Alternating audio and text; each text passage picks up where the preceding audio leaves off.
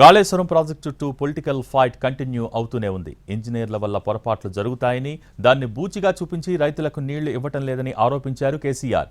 ఈ వ్యాఖ్యలకు కౌంటర్ ఇచ్చారు మంత్రి ఉత్తమ్.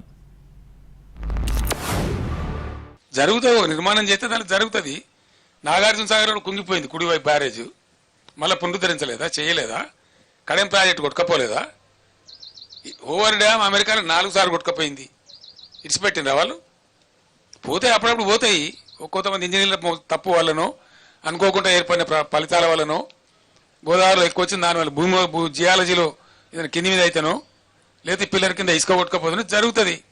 అదే ప్రళయం బద్దలైనట్టు దానికి పెద్ద గందరగోళం పెట్టి అదే ఇక ప్రపంచం అన్నట్టు ఒక చిల్లర రాజకీయ కథ చేసి నీళ్ళను వదిలిపెట్టండి. మీరు కాళేశ్వరం గురించి మాట్లాడతారా? మీరు మినిమం కామన్ సెన్స్ ఉండాలి, కొంత షేమ్ ఫీల్ కావాలి.